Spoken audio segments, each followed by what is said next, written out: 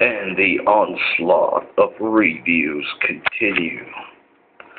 The brick, yes, I mean that brick that you see resting in my hands. Just look at how thick this fucker is. This is the Motorola i530, which is another of my iDEN phones. Now, you've seen fancy iDEN phones with color screen and that kind of thing, but this one is going to take you back to the roots of iDEN. This thing is, first of all, thick as fuck. It is nearly an inch thick, I'm not kidding. It is wrapped in very tough rubber, and it can take a serious ass whooping, and you can see right there the phone has the scars to prove that it's been through hell with me. Here is the speakerphone. It is very loud and very effective, but it's not protected.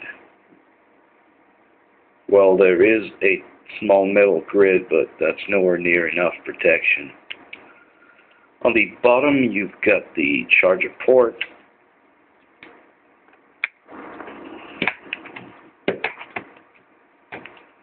Fuck. Alright, I got it. Piece of shit.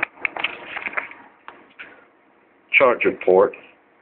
iDEN phones, older iDEN phones have common ports, so the charger for this one is compatible with many models. It is compatible with the i570 as well, and a handful of other iDEN phones.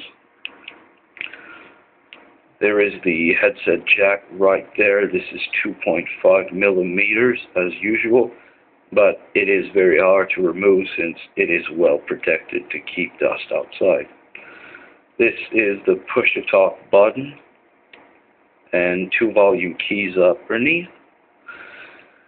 You've seen the exterior of this monstrosity. Are you sure you can handle what's next? Last warning. Alright, then I'll show you. Dum da dum. Look at that, a nifty little no service.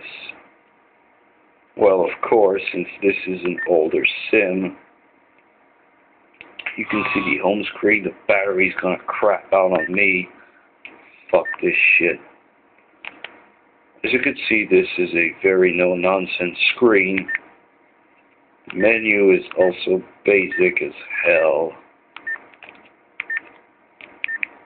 This phone has both ways SMS, which was one of the very first iDEN phones to support two-way SMS.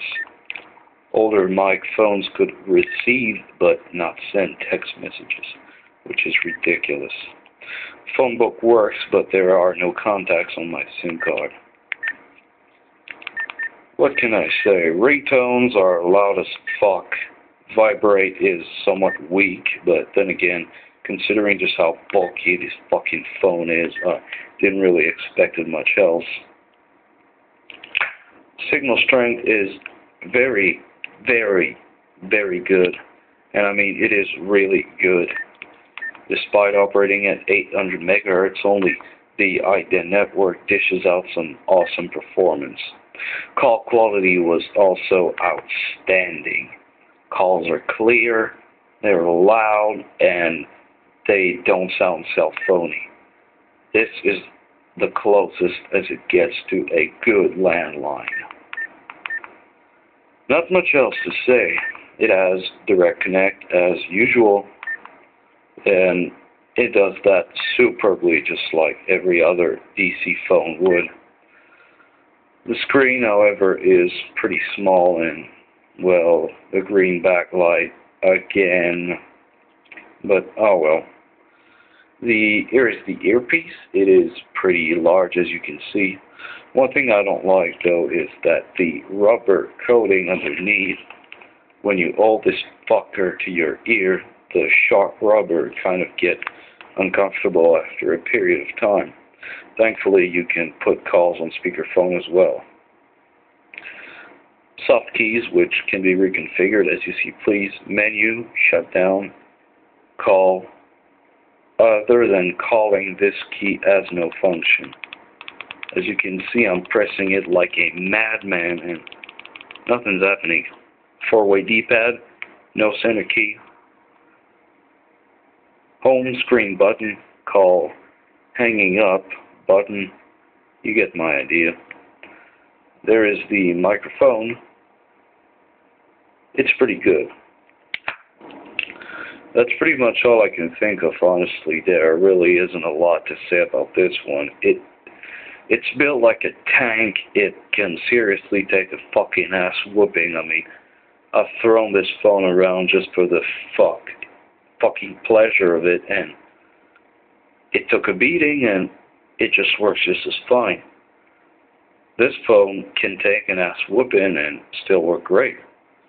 It has no bells and whistles, of course, but what do you expect? This is an older communication tool, back when iDEN was nothing more than communication tools.